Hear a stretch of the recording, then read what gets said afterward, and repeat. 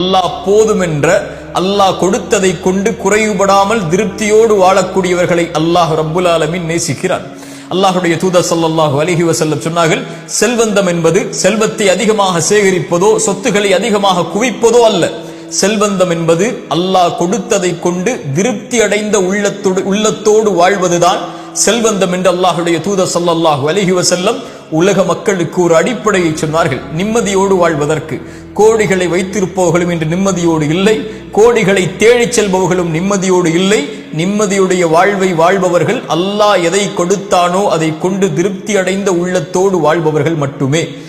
அல்லாஹ்வுடைய தூதர் ஸல்லல்லாஹு அலைஹி வஸல்லம் சொன்னார்கள், ஆதமுடைய மகனுக்கு ஒரு ஓடை தங்கம் கிடைத்தாலும் இரண்டாவது ஓடை வேண்டும் என்றுதான் ஆசைப்படுவான். இரண்டாவது ஓடை கிடைத்தால் மூன்றாவது ஓடை தங்கம் வேண்டும் என்று ஆசைப்படுவான். அவனுடைய அந்த பேராசையை மண்ணை தவிர மரணத்தை தவிர எதுவும் தடுத்து நிறுத்த முடியாது என்று அல்லாஹ்வுடைய தூதர் ஸல்லல்லாஹு அலைஹி வஸல்லம் சொன்னார்கள். அதனால்தான் அல்லாஹ்வின் அருட்கொடையை புரிந்து கொள்வதற்கு ஒரு நியதியை சொன்னார்கள். தூதர், உங்களுக்கு மேல் உள்ளவர்களை பார்க்காதீர்கள், உங்களுக்கு கீழ் உள்ளவர்களை பாருங்கள், அப்போதுதான் அல்லாஹ்வின் அருட்கொடையை நீங்கள் உணர்ந்து கொள்ள முடியும் என்று அல்லாஹ்வுடைய தூதர் ஸல்லல்லாஹு அலைஹி வஸல்லம் அவர்கள் சொன்னார்கள். அல்லாஹ்வுடைய தூதர் ஸல்லல்லாஹு அலைஹி வஸல்லம் சொன்னார்கள், அவன் வெற்றி அடைவான் யார்? அவன் அல்லாஹ்விற்கு கட்டுப்பட்டு அல்லாஹ் ரப்புல் ஆலமீன் போதுமான வாழ்வாதாரத்தை அவனுக்கு கொடுத்து அல்லாஹ் கொடுத்ததை கொண்டு குறைவுபடாமல் நிறைவோடு வாழக்கூடியவன் வெற்றி பெறுவான் என்று அல்லாஹ்வுடைய தூதர் ஸல்லல்லாஹு அலைஹி வஸல்லம் சொன்னார்கள். அல்லாஹ்வுடைய தூதர் மேலும் சொன்னார்கள், அழகிய செய்தி.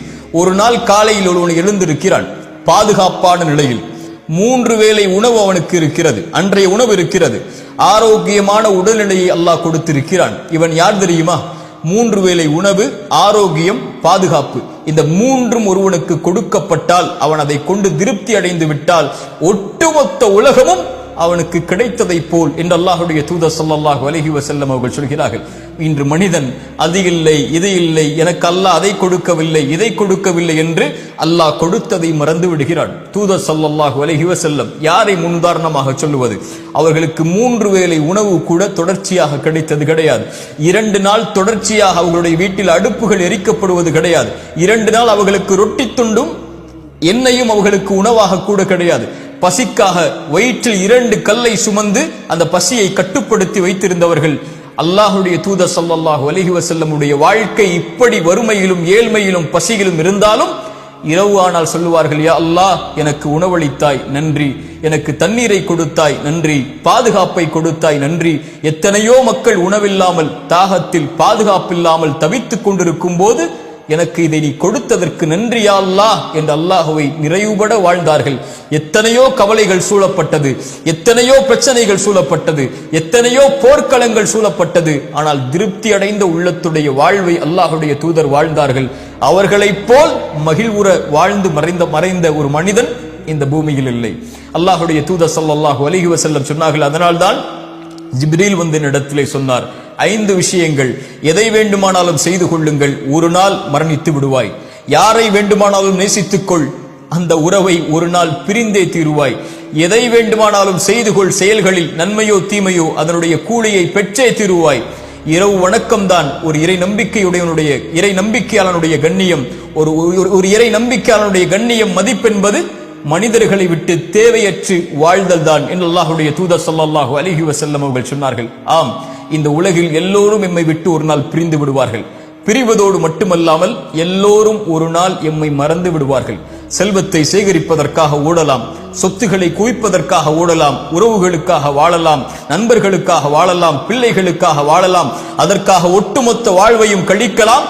ஆனால் நாம் மரணித்து விட்டால் எம்மை எப்போது மறப்போம் என்று அவர்கள் காத்து கொண்டிருப்பார்கள். யாராவது எம்மை நினைவுபடுத்தினால் கூட வேண்டாம், எனக்கு கவலை வந்துவிடும், அவரை பற்றி பேசாதீர்கள் என்று தவிர்த்து விடுவார்கள் நபித்தோழர்கள். அதனால் தான் மன்னரைகளை பார்த்து சொல்லுவார்கள், எதை எடுத்து சென்றீர்கள் இந்த உலக வாழ்வில்?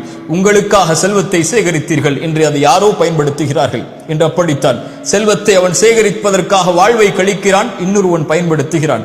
உங்களுக்காக வீடு என்று அதில் யாரோ தங்குகிறார்கள். உங்களுக்கான மனைவி என்று ஒரு பெண்ணை வைத்திருந்தீர்கள், நீங்கள் மரணித்ததற்கு பிறகு அவர்களும் வேறு ஒருவரை திருமணம் முடித்து விட்டார்கள். உங்களுக்கென்று மனிதா இந்த உலக வாழ்வில் எதை எடுத்து சென்றாய்? பேராசையோடு உலகத்தில் வாழ்ந்தாயே என்று நபித்தோழர்கள் மன்னரைகளை பார்த்து கேட்பார்கள்.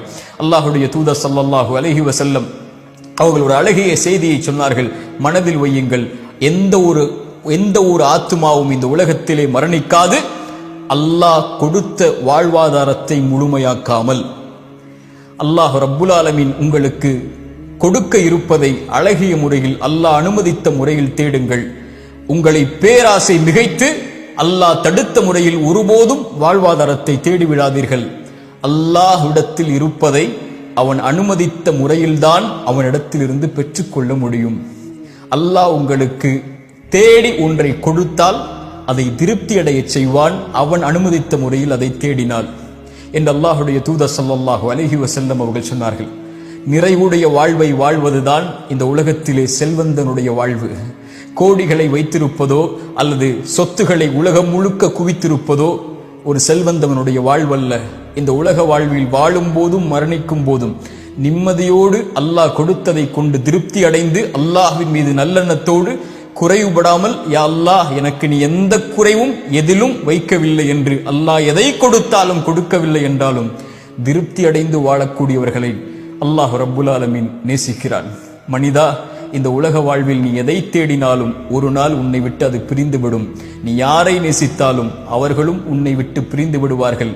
அவர்கள் உன்னை மறந்து விடுவார்கள் விரைவில். போன தலைமுறையுடைய செல்வந்தவர்கள் யார் என்று நமக்கு தெரியுமா? இந்த தலைமுறையில் நமக்கு தெரியும். போன தலைமுறையில் யார் செல்வந்தவர்கள்? அவர்கள் பேர் என்ன? எங்கு வாழ்ந்தார்கள்? என்ன அடையாளம் இருக்கிறது? உலகம் மறந்து விட்டது. ஆனால் யாரை உலகம் நினைவு கூறும் தெரியுமா? படைத்த இறைவனுக்கு நன்றியோடு வாழ்ந்து அல்லாஹ் கொடுத்ததை கொண்டு திருப்தி அடைந்து அல்லாஹ் கொடுத்ததிலிருந்து உலகம் பயனுற கொடுத்து வாழ்ந்தவர்களை உலகம் இருக்கும் வரை நினைவு கூறும். அல்லாஹ் ரப்புல் ஆலமீன் அப்படிப்பட்ட உள்ளத்தை எமக்கு தருவானாக. அஸ்ஸலாமு அலைக்கும்.